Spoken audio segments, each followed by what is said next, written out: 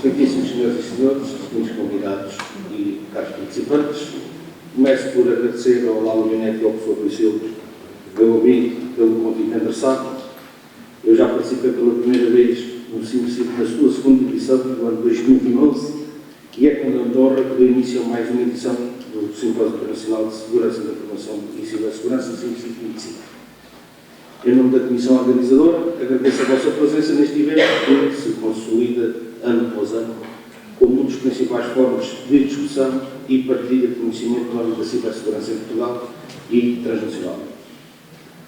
Vivemos tempos em que as fronteiras entre o mundo físico e o digital se esbatem e as ameaças no ciberespaço ultrapassam largamente as da internet e evoluem a um ritmo vertiginoso, transformando-se em desafios complexos que exigem respostas integradas e multidisciplinares. Neste contexto, a desinformação emerge como uma das mais sofisticadas e perturbadoras formas de ataque à segurança nacional e internacional. Com esta insegurança, cai a confiança na possibilidade de garantir a segurança da informação, cai a confiança naquilo que é o tráfego jurídico e cai a confiança em eventos. É comum pensar se quem disse, pensou o que disse, isso foi o autor do que disse. A desinformação não é meramente um problema técnico ou uma questão de fact-checking. É uma arma estratégica, com potencial para desestabilizar democracias, interferir em processos eleitorais, polarizar sociedades e comprometer a segurança dos Estados. Por isso, mesmo escolhendo iniciar este simpósio com um painel dedicado a este tema, sob o título de Desinformação naquilo que é a sua ameaça multidimensional e da segurança nacional, temos o privilégio de contar hoje com um conjunto de especialistas de reconhecido mérito que nos trazem perspectivas sobre esta problemática. Em primeiro lugar, apresento o General Luís Moraes Pereira, distinto militar e subejamente conhecido comentador dos órgãos de comunicação social, com uma vasta experiência em operações de informação, operações especiais e segurança militar. O General Luís Moraes Pereira irá apresentar-nos a perspectiva militar sobre desinformação, abordando o seu papel nas doutrinas de guerra híbrida, nas operações psicológicas e nos conflitos contemporâneos. Numa era em que as guerras se tratam também do domínio informacional, compreender esta dimensão torna-se imperativo para qualquer estratégia de defesa nacional. Estava previsto ouvir o Dr. Jorge Silva Carvalho, antigo responsável dos sistemas de informação da República Portuguesa, com a sua experiência naquilo que é a monitorização da análise de operações de influência estrangeira, naquilo que é uma perspectiva privilegiada sobre a visão do serviço de informação. Iria partilhar connosco desafios de proteção e atribuição, acompanhadas as campanhas de desinformação, assim como o equilíbrio daquilo que seria a segurança nacional e as liberdades fundamentais. Por questões de saúde e por imperativo de última hora, infelizmente não poderá estar, iremos tentar equilibrar aquilo que são as perspectivas militares com as perspectivas dos órgãos de polícia criminal para tentar combater esta falha com grande pena nossa. Por fim, contamos com a participação do Coronel Rogério Bravo, um dos fundadores da Unidade Nacional de Combate ao Cibercrime da Polícia Judiciária, com uma carreira dedicada à investigação de crimes digitais. O Coordenador Rogério Bravo terá a perspectiva académica da investigação criminal sobre aquilo que é a desinformação. Serão abordados os desafios jurídicos e operacionais na investigação destes fenómenos, a interseção entre a desinformação e os outros caminhos cibernéticos e os mecanismos de cooperação internacional neste domínio. Estas perspectivas, toda a parte militar, a parte criminal e a parte académica, proporcionaram-nos um quadro abrangente e multifacetado sobre o fenómeno que, pela sua própria natureza, transcende fronteiras institucionais e exige uma abordagem integrada. A desinformação constitui um teste à resiliência das nossas instituições democráticas e à capacidade de coordenação entre os diversos setores da segurança nacional.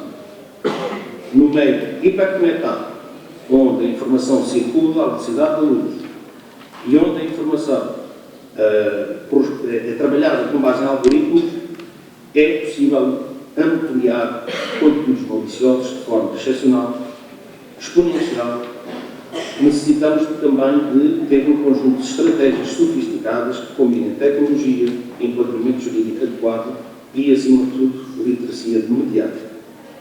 Portugal, como membro da União Europeia e da NATO, está empenhado em desenvolver capacidades robustas neste domínio, alinhadas com as melhores práticas internacionais. Este painel representa precisamente este esforço de cooperação e integração destas perspectivas. Antes de passar a palavra ao primeiro orador, gostaria de sublinhar que o sucesso no combate à desinformação não passa apenas pela ação de instituições aqui representadas. Requer o envolvimento de toda a sociedade, parte da academia, parte dos mídias, empresas tecnológicas e do próprio cidadão como membro ativo daquilo que é a segurança. A educação para a literacia digital e o pensamento crítico são pilares fundamentais desta resposta coletiva. Encorajo então também os presentes a participarem ativamente naquilo que será a sessão de perguntas e respostas que seguirá às apresentações. As vossas contribuições enriquecerão certamente este debate crucial para a segurança e soberania nacional na era digital. Sem mais demoras, convido o José Luís Moraes Pereira a iniciar a sua apresentação sobre a perspectiva militar da desinformação. Muito obrigado pela vossa atenção. Bom, antes de mais, muito bom dia a todos. De facto, não é fácil chegar à Beja, principalmente agora com estas obras. Mas, de qualquer maneira, dizer-vos que acabei por chegar a horas, detesto chegar atrasado, e que é com gosto que aqui estou.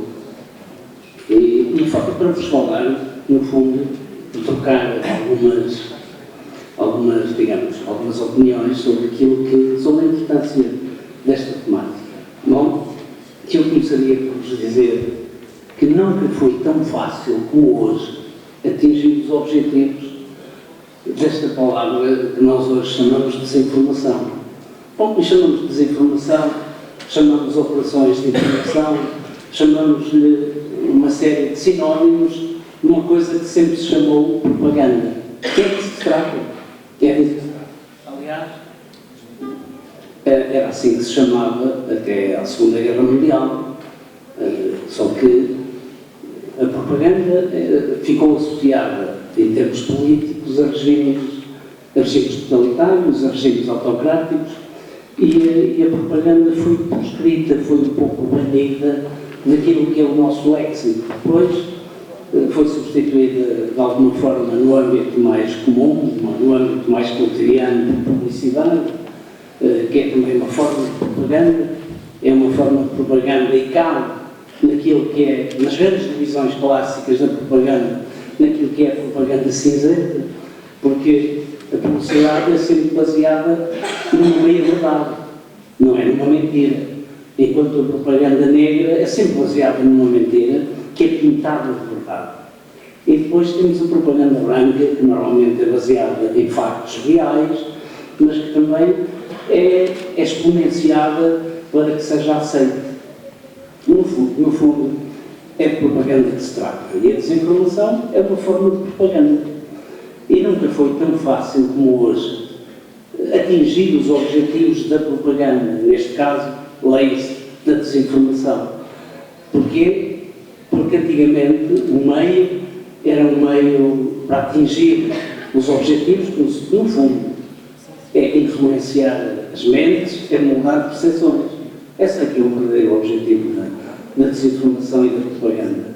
Moldá-las a favor de uma causa, trazê-las, provocar a adesão a determinada ideia, a determinado projeto, a determinado conjunto de valores.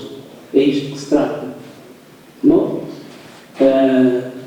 no fundo, é mais fácil porque, não, exatamente por aquilo que foi referido, porque no tempo da Segunda Guerra Mundial e de outros conflitos militares que se seguiram, na dimensão desse, normalmente quando se queria fazer desinformação, utilizava-se com a rádio, existiam até rádios militares, utilizava-se a atividade panfletária, é normal, se eu vos disser que todos vocês já ouviram falar de um avião, um C-130, Bom, o C130 foi preparado, era o C130 Solo, era assim que era designado.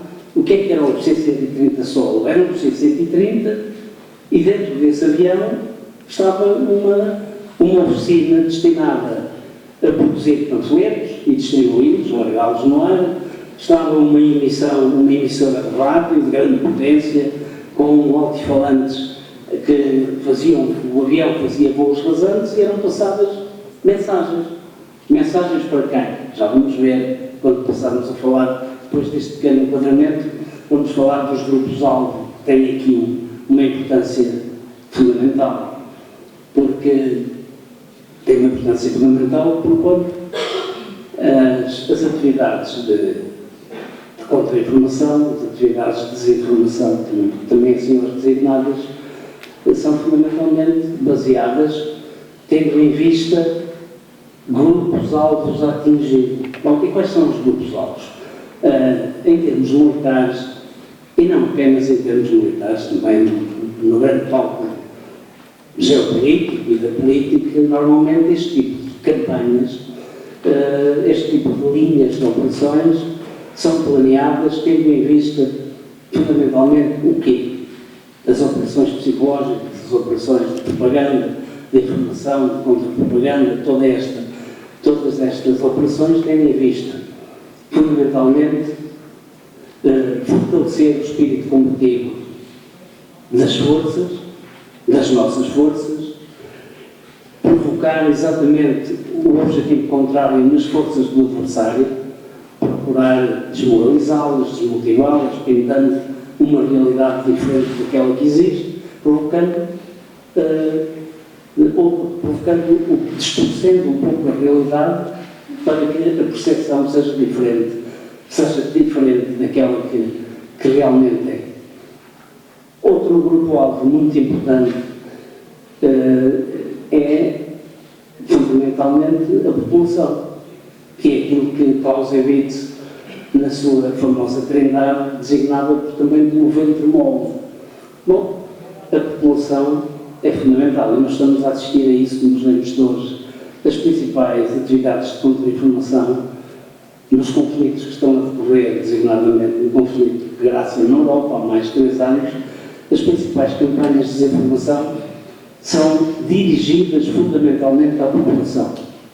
Quer à população do oponente, neste caso, para sermos concretos, à população ucraniana, e complementada por bombardeamentos indiscriminados, para mostrar que, de facto, se está a ir além das palavras, além das narrativas, mas a população não se esgota, este conceito do ventre mole não se esgota aí. Também se alarga-se ainda mais para outros grupos populacionais que normalmente são aqueles que são neutros, relativamente a um determinado conflito e que normalmente são objeto também, são grupos-alvo da propaganda ou da desinformação, por forma a trazê-los para um determinado lado. Essa é outro dos grandes grupos-alvo. Outro grupo-alvo muito específico é atingir, este já no nível do patamar estratégico, o decisor. E o decisor, quer o comandante operacional, o comandante máximo militar de uma determinada área, por forma a induzi-lo em erro, a levá-lo a tomar decisões porventura erradas, que podem ter consequências catastróficas para o decurso das operações, mas também ao nível político e estratégico. Fazer crer o decisor que a intenção daquele que se lhe opõe é uma determinada intenção, quando não é. É o engano. Nós também assistimos a isso todos os dias. Portanto, a importância dos grupos-alvo. E depois de selecionar os grupos-alvo, planeia-se um conjunto de temas para cada grupo-alvo, que depois são subdivididos em ações concretas, que são levadas a cabo de várias formas, promovendo narrativas, convocando conferências de imprensa para espalhar determinadas mensagens, fazendo espalhar nas redes sociais, e hoje é fácil fazê-lo, é demasiado fácil até fazê-lo, espalhar nas redes sociais determinado tipo de mensagens, a grande maioria delas pouco verosímeis ou não verdadeiras, mas aqui, tirando partido fundamentalmente, quando eu disse que nunca foi tão fácil moldar mentes e alimentar ou construir percepções, é porque, de facto, o mundo está ligado, o mundo é uma aldeia global. Portanto, aquilo que se passa no Extremo Oriente, nós temos conhecimento praticamente no segundo seguinte, ou até menos que no segundo seguinte. Portanto, há formas de fazer chegar a mensagem para além das formas tradicionais, para além da televisão, para além dos mass media, para além da imprensa escrita.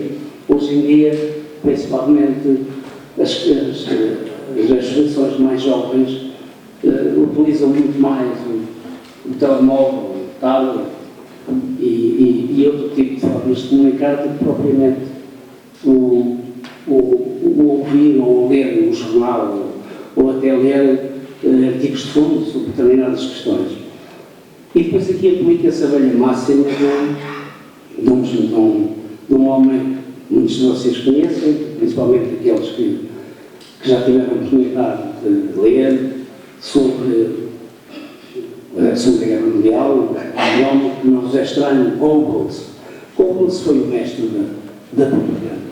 E é atribuído a Goebbels uma frase célebre que diz o seguinte, que uma mentira, mesmo sendo monstruosa, se for repetida muitas vezes, acaba por ser aceita como verdadeira. E, de facto, isto é uma realidade. E hoje em dia é fácil, e vou sublinhar mais uma vez aquilo que disse, é mais fácil moldar percepções porque o meio de transmissão também se permite fazê-lo em tempo real, permite alterar e moldar a mensagem quase em tempo real, consoante o número de likes que se vai recebendo. Portanto, consegue-se moldar e adaptar a mensagem para que ela seja melhor aceita pelos grupos de alvos. Atenção que eu vos falei, para o grupo-alvo a que ela se destina, mas não apenas por isso, porque os países autocráticos estão extraordinariamente bem defendidos neste tipo de ações, porque de uma forma muito rápida o timoneiro, o homem que é responsável por esse país, por essa região, decide pura e simplesmente fechar determinados canais. Bom, fechou, sei lá, o YouTube, as pessoas deixaram de ter acesso ao YouTube. Fechou as pessoas, ele decide que o motor de busca Google, em determinada altura, não está a favorecer aquilo que são os objetivos estratégicos do país, manda calar o Google. Bom, nas sociedades livres, democráticas, como a nossa, isso não é fácil de fazer. E no dia que fosse feito, bom, aqui Del Rey, e tínhamos novamente aqui uma coisa parecida com o lápis azul e vermelho de cada lado, com a PIB. Portanto, todos nós sabemos que hoje em dia, muito para além da guerra, também se tentam influenciar as grandes decisões. Ainda este fim de semana, no domingo, como vocês sabem, decorreram eleições em vários locais. Em Portugal, as eleições legislativas, mas no nosso espaço europeu tem uma importância grande. Aquilo que se passa na Europa também tem uma importância muito grande para aquilo que é o nosso futuro, para aquilo que é o nosso dia-a-dia, nos tempos mais próximos. E as nossas posições perante os grandes fenómenos que podem alterar a face do mundo e a nossa forma de o encarar e a nossa forma de vida. Decorreram eleições na Roménia, a segunda volta das eleições presidenciais, com o candidato pró-europeu acabou por ganhar, muito embora as campanhas massivas no sentido de influenciar essa eleição, aí não tiveram sucesso. Mas também existiram na primeira volta das eleições presidenciais, também decorreu na Polónia. E é curioso para aqueles que se interessam mais por estes assuntos. Eu normalmente sigo a imprensa alemã, porque falo e leio em alemão, e parei uma notícia curiosa em que o BND, são os serviços secretos da Alemanha, o Bundesnachrichtendienst, diz claramente que estava a decorrer uma operação doppelgänger na Polónia, no sentido de influenciar o resultado das eleições para que um candidato anti-União Europeia, o candidato mais próximo da direita, da extrema-direita, o candidato mais próximo de Putin ganhasse as eleições.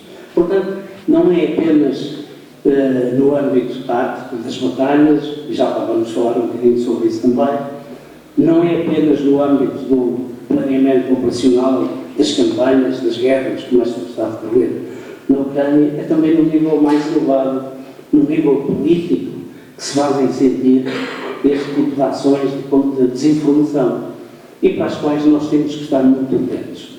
Eu várias vezes tive oportunidade de abordar esta questão, até de forma pública, nos comentários que tenho feito. Eu sou um partidário de que as sociedades livres e democráticas devem continuar a ser, mas devem-se defender, porque a liberdade, a democracia, a tolerância não são dados adquiridos, é algo que temos que lutar todos os dias. E se queremos viver num mundo como aquele que vivemos, que foi construído com sangue, suor e lágrimas há décadas, no pós-Segunda Guerra Mundial, nós temos que lutar todos os dias por isso. E não temos que ter medo de criar mecanismos para nos protegerem e para protegerem as pessoas menos cientes, porque muitas pessoas só se deixam enganar, não é porque se queiram ser enganadas, é porque estão menos cientes, são menos sabedoras de determinadas áreas e facilmente aceitam porque leem em várias fontes, em vários sites, em várias redes sociais, começam a ler sempre a mesma notícia, proveniente por várias fontes e começam a dá-la como verdadeira. Eu sou um partidário de que os Estados livres e democráticos, os nossos, particularmente na Europa e no mundo ocidental, as democracias devem criar mecanismos para se proteger das ações de desinformação.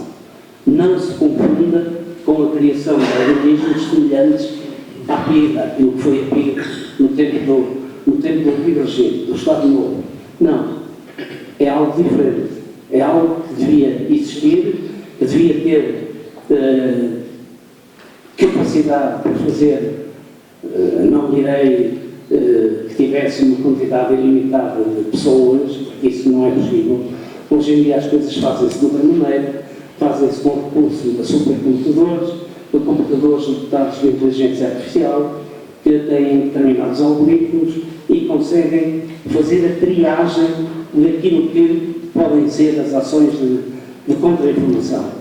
E só depois de ter sido feita essa triagem é que os analistas se debruçam sobre o teor das mensagens que são espalhadas e verificam da sua verosimilhança e do seu grau de confiança. Se são verdadeiras, se vêm de fontes confiáveis. E consoante o tipo de mensagem, as classificam, as colocam num determinado local e dizem: esta mensagem é para ser devidamente combatida com ações de informação. Esta mensagem deve ser objeto de apreciação e as pessoas devem ser informadas que esta mensagem, face à sua perigosidade, deve ser combatida com uma campanha de informação. As pessoas devem ser alertadas que determinado tipo de mensagens que estão a ser espalhadas não são verdadeiras. E porquê? Portanto, eu acho que, para além de termos que instituir um organismo cuja missão deve ser essa, devemos devemos ter a coragem de o fazer e porque no fundo, este tipo de organização prestará um serviço importante à preservação da nossa forma de viver e à nossa liberdade. Porque nós não podemos, de forma nenhuma, deixar-nos influenciar. Aliás, nas operações militares assim é. Portanto, no nível tático, que é o nível das batalhas, não é fácil influenciar as mentes dos combatentes. Por uma razão muito simples. Porque a realidade acaba por se sobrepor sempre à ficção. Porque o âmbito das batalhas é um âmbito relativamente, em termos espaciais, em termos de espaço ocupado, é relativamente confinado, depende também do nível, se é um nível batalhão, se é um nível brigada, de qualquer maneira é confinado. E hoje em dia, com os meios de observação complementados, não apenas pela observação satélite e pelos satélites espiões que estão no ar, que conseguem, a partir dos quais nós conseguimos ter informação fidedigna, geoespacial, em tempo real, também existe uma quantidade de drones que vêm alterar a face das batalhas, vêm alterar completamente a forma de se combater. Esses drones, para além de muitos deles largarem munições e destruírem equipamento inimigo e até combatentes, têm também, todos eles têm câmaras. Têm câmaras que filmam, que fornecem informação em tempo real, de dia e de noite, também são equipados com câmaras térmicas. Portanto, aí é mais fácil induzir os comandantes dos escalões mais baixos em erro. Onde é que é mais fácil passar a contra-informação e induzir em erro? É nos escalões mais elevados, é nos escalões do comando do próprio teatro de operações. Aí é mais fácil, porque aí este tipo de ações exerce tem fundamentalmente o objetivo de cada comandante procura entrar no ciclo de decisão do comandante que se lhe opõe. Ou seja, procurar levar a cabo as ações que o comandante que se opõe gostaria de levar a cabo para ganhar uma vantagem de nível estratégico ou operacional. Portanto, aí é mais difícil, porque aí entramos não direi no reino da adivinhação, mas a realidade, a percepção constrói-se fundamentalmente com base em indícios. Muito obrigado, Sr. Presidente da Mesa, distintos colegas, os meus agradecimentos ao Sr. Professor Rui Silva por 2 pontos. Mas só porque fez o favor de me convidar e depois por haver aqui uma coisa que eu não podia deixar escapar. Primeiro, a coragem do tema. Vocês devem ter pensado, mas IP10, 5525, que é já uma marca desde 2010 e que já veio para ficar, mas desinformação. Ou seja, esta desinformação, como já vimos na apresentação, com as várias formas de a designar, é um dos tipos das diferentes classes de ciberincidentes. Portanto, é para ser levada precisamente neste meio onde estamos. Levada a sério neste meio onde estamos. E tenho aqui uma nota inicial que é esta. O problema de estarmos no ambiente académico, por um lado, e poder haver a tentação de pensar isto é só um problema académico, não tem correspondência com a atualidade, nada de maior erro de apreciação. Quanto às classes de incidente e tipos de incidente, eu recordo-vos que existem 4 taxonomias possíveis de usar. A taxonomia é uma lista onde estão os eventos e os incidentes, uma muito completa no site da Europol. Aqueles que se inscreveram no evento já devem ter recebido uma mensagem de SMS ou então um eletrónico com um motor de busca que desenvolvemos especialmente para esta sessão. Vejam lá, confirmem-se, por favor. Se não, eu digo-vos qual é. Mas aqui o interessante era ver essas taxonomias. A taxonomia está disponível para download no site da Europol. A taxonomia que está disponível no site do Centro Nacional de Cibersegurança. A taxonomia de raiz em efeito, que veio descrita na legislação portuguesa, designadamente aquilo que nós combinámos de designar por leis de cibersegurança, e depois uma taxonomia, mais por mim, para o Sr. Professor Vicente, que é a taxonomia dos juristas, que é agarrar nas próprias normas das sanções penais e no nome do artigo, que é a epígrafe do artigo, e criar a nossa taxonomia só para juristas. Portanto, temos 4 taxonomias para nos guiar e para perceber, e nos ataques à informação cabe lá esta parte da desinformação. E porquê que isto não é... hoje já passaram alguns anos, já podemos falar de uma forma mais aberta para alguns dos hackers que estão hoje aqui connosco, mas em 2011, 2013, 2015, 2018, houve uma série de ciberataques que foram globalmente designados por os anónimos.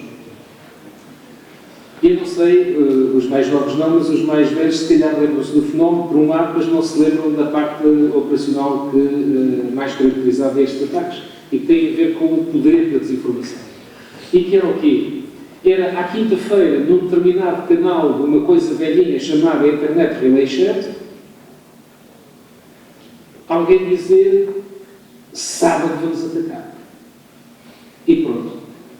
Era a banca, os seguros e toda uma série de gente que entrava de prevenção, ia-se buscar as pessoas todas e tal, e depois vinham os serviços de informação e a polícia judiciária a dizer: qual é a avaliação que faz a do perigo e tal, a nossa avaliação é nula. Não pode ser, porque a percepção que havia era que ia perguntar.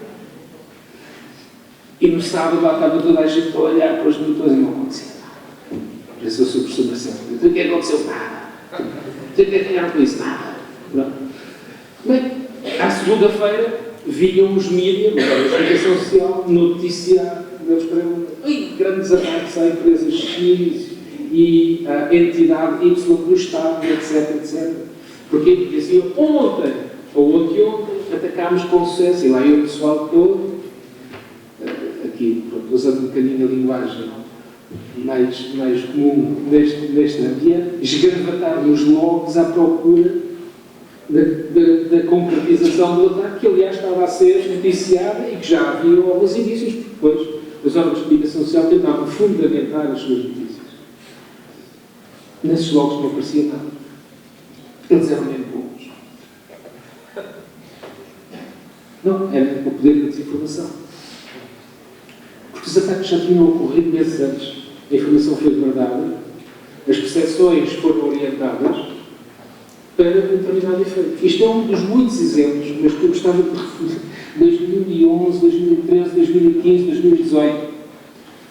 Se podia falar de quase uma centena de jovens que tiveram que ser entrevistados por nós para perceber a diferença entre o DOS, o DDoS e as penas associadas à sabotagem informática, que é gravíssimo no nosso país. Não sei se tem essa percepção. E, portanto, não estamos a falar de teoria.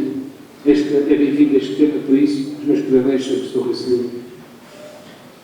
E vou então tentar visitar-vos aqui um ponto, depois desta nota introdutória, até citando o professor Gomes Campinho, num livro antiquíssimo sobre o direito nacional, em que referia a de chegar aí à altura em que vai ser ativamente explorada, vão ser exploradas as fraturas sociais.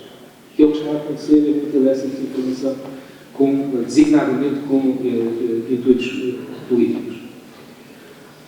Portanto, uma visão mais clássica, eu poderia... Isso são cerca de 27 páginas, isto dá mais ou menos 2 horas por vez. Numa visão mais clássica, eu poderia apontar como exemplo a indicação dos perigos do Código Penal. Eu não o vou fazer porque senão vocês fogem e depois eu fico triste. E, portanto, nessa perspectiva, há uma série de perigos que facilmente, que com pouco trabalho poderíamos ter a tentação de classificar como crime. A difamação, a injúria, o abuso da imagem, as burlas com base nessas desinformações que são feitas às pessoas, tentando orientá-las, por exemplo, à perda ou ao dano de caráter financeiro. Mas eu acho que era melhor seguir aqui uma perspectiva diferente, com 2 pontos. A contra-informação criminal e depois questões de política legislativa. Não fujam já daí uma boa oportunidade. A contra-informação criminal caracteriza-se pela realização de ações para proteção das estruturas de investigação criminal, das ações que visam afetá-las, especialmente as provenientes do crime organizado, e, se possível, a mesma ação, desmascarar os atores do crime usando ferramentas, técnicas, táticas e procedimentos. Já ouviram este termo? Ferramentas, técnicas, táticas e procedimentos? Sim? Se não ouviram, venham para o NESI, que nota fortemente isto. Incluindo aqui o recurso à alteração de percepções que possam ter os do crime organizado sobre o ambiente onde pretendem atuar ou sobre as ações típicas desse crime organizado, seja para obter influência, poder. O que é que isto quer dizer? Portugal, finalmente, pôs nos estatutos de um órgão de polícia criminal em concreto, neste caso a Polícia Judiciária, a possibilidade de executar ações de contra-informação criminal.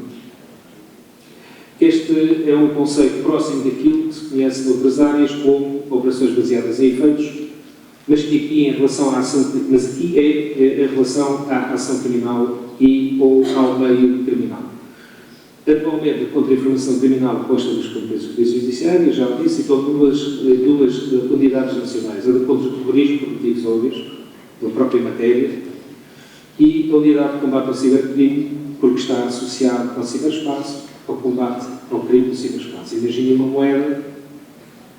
A moeda tem 3 faces, vou falar só de 2, cada cor. De um lado lê-se combate ao cibercrime, do outro lado lê-se cibersegurança, mas é a mesma moeda, é o mesmo assunto, é o mesmo tema. Não são 2 realidades separadas. É um modelo que está a passar muito, incluindo na academia, e que importava verificar.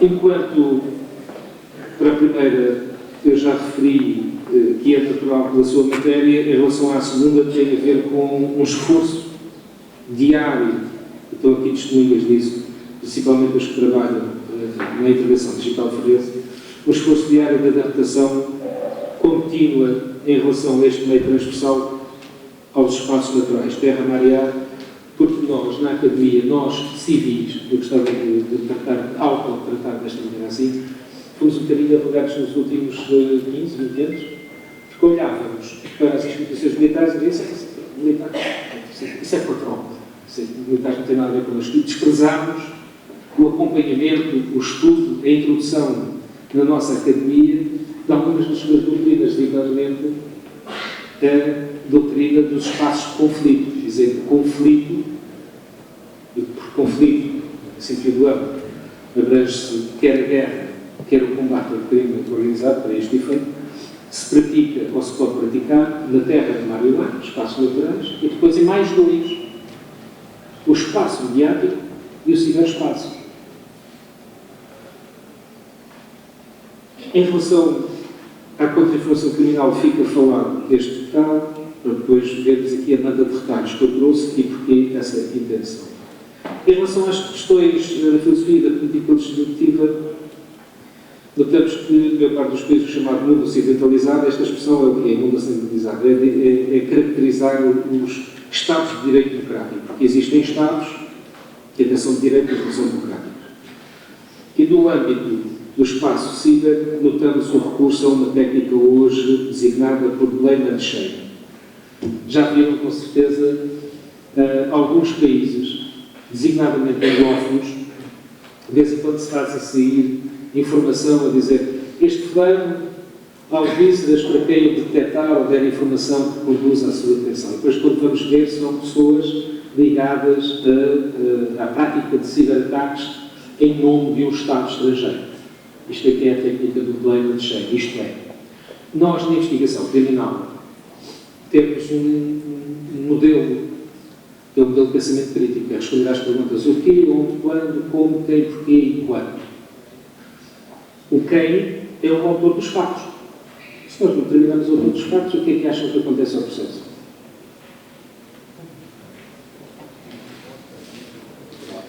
Não há processo, acaba, é arquivo. O que o mundo está a desenhar é algo um bocadinho diferente. O que o mundo está a desenhar é uma situação do blame and shame que é o seguinte: os órgãos de polícia criminal têm acesso à informação criminal. Os serviços secretos têm acesso à informação, produzem informações. A ciberdefesa, o mesmo. E agora os Centros Nacionais de Cibersegurança da Europa, do espaço europeu, porque existe uma raiz de política legislativa comum, que, diga-se de passagem, mais uma vez, foi buscar às instituições militares a ideia de comando e de controle e que está a modificar a forma como se organizam os CERT, os Computer Emergency Response Team, a nível europeu. Ora, quando não temos o quem, há arquivo ao termo da investigação, do processo. Nesta área não. Ou por outra. Nesta área, tendencialmente, deixará de ser assim. Vocês já ouviram falar, com certeza, de uma revolução há uns tempos. Não foi há muito tempo. Em termos de gerações, não foi assim há muito tempo. Foi há 250 anos. Os franceses que se andaram uns pelos outros, decidiram juntar-se num café, na altura, combinaram uma revolução e houve várias consequências para o mundo ocidentalizado, nos termos em que eu referi, entre os quais a divisão de poderes. Poder executivo, poder legislativo e poder judicial. Os judiciários, tanto mais do judicial, na perspectiva, hoje é um conjunto de órgãos de polícia criminal que estão mais desse tipo. E eu volto a dizer, se não se termina o quem, há um arquivo. Aqui há o plano de chama, mas aqui o quê? Como? Terminado o processo de crime, porque nós temos um problema legislativo que ainda não foi resolvido e que é uma atrapalhação, eu diria a nível nacional, porque nos toca mais, mas no restante, nos outros países, designadamente os tais anglófonos, resolveram o problema como sempre o fizeram, recorrendo a modos pragmáticos, que é nós trabalhamos na judiciária para a lei e dentro da lei, e nós temos uma necessidade de cumprir para com o segredo de justiça. Enquanto dura o segredo de justiça, não pode seguir informação do processo para outros lados. Mesmo que sejam entidades do Estado. Mesmo que sejam para partilhar informação. Porque é lei. Dura lex ad lex. E isto precisava de ser resolvido porque nos traz, de facto, um problema, até com as novas diretivas e regulamentos que estão a sair, e penso que da parte da tarde seria interessante vocês acompanharem isto, porque há aqui um credo nesta casa. E o credo é que faz falta falar mais do direito para as engenharias e falar mais da engenharia para os homens de direito, para aproximar, para além das taxonomias que eu referi, para aproximar os conceitos e para aproximar os pontos de vista e os pontos de discussão. Aqui, em termos clássicos, os dois velhos dos marretas, com a devida rédea do seu professor Macedo, sou sempre eu que costumo colidir mais em termos de opinião com eles. Mas há outros candidatos. Mas isso faz parte da academia, isso é necessário.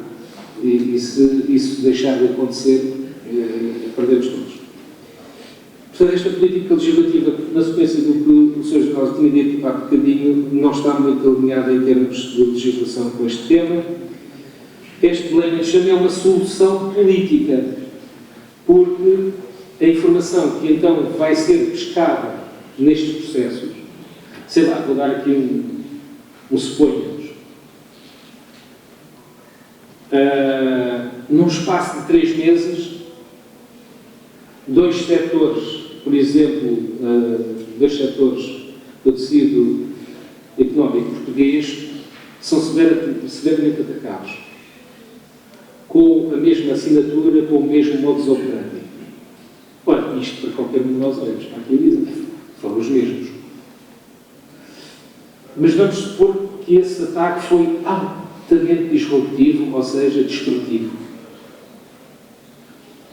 Que com a disrupção que se abateu sobre essas entidades houve queda dominó. Por isso é que hoje na cibersegurança discute não vamos só tratar de aumentar a cibersegurança das nossas organizações, vamos ver com quem nos damos a montante para ver se eles caírem, como é que nos afetam, e se formos nós a cair, quem é que nos afetar. Isto é a queda em dominó. Se começa a tentar contrariar, não é fácil, nestas ações.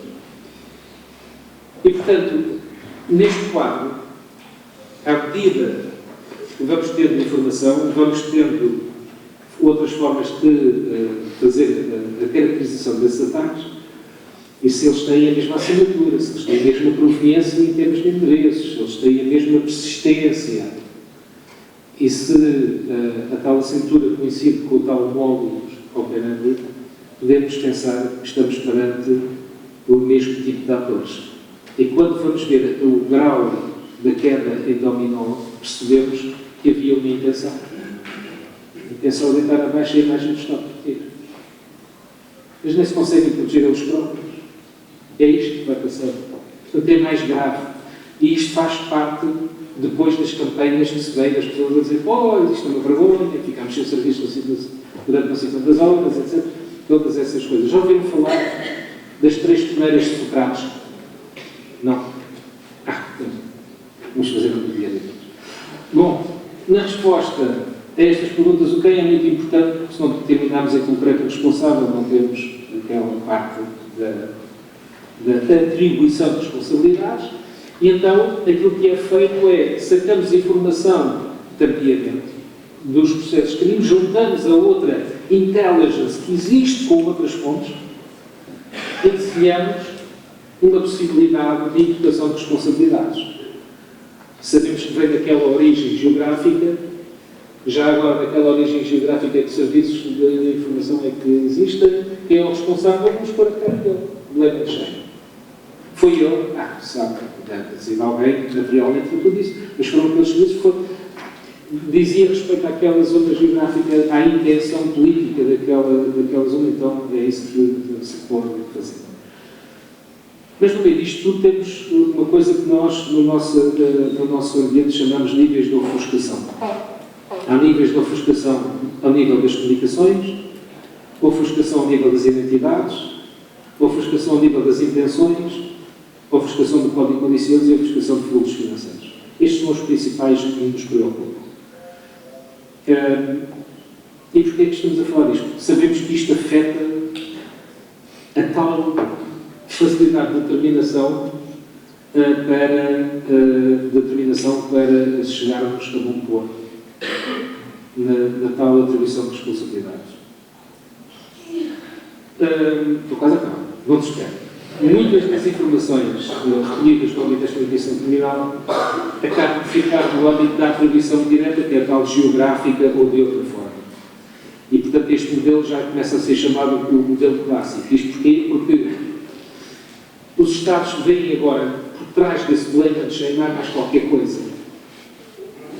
Os Estados podem reagir ou com a ciberdiplomacia, ou com ações dos serviços externos, ou com a ciberdefesa. Eu estou certo que vocês gostaram tanto do tema de hoje aqui no 5525, que vão a correr ler a estratégia para a ciberdefesa em Portugal. Numa resolução do Conselho diz que é muito importante, diz lá quando é que Portugal pode atacar, como pode atacar, que operações pode desenvolver, já foram ler. Mas temos que saber, sabem porquê? Podemos vir a ser requisitados no futuro. Aqueles que estão nas engenharias e têm mais competência técnica, também lá, na parte da colaboração, por acaso falam em entidades do Estado, dos quais a Polícia Judiciária, mas porquê a Polícia Judiciária? Se aquilo tem a ver com a ciberdefesa, correto. Mas estamos a falar da soberania nacional. E estamos a falar do quê? Da ausência de informação que, por defeito, está noutras entidades. Portanto, é preciso, se a ciberdefesa precisar de atuar, é preciso que eles tenham a informação que as outras entidades costumam ter.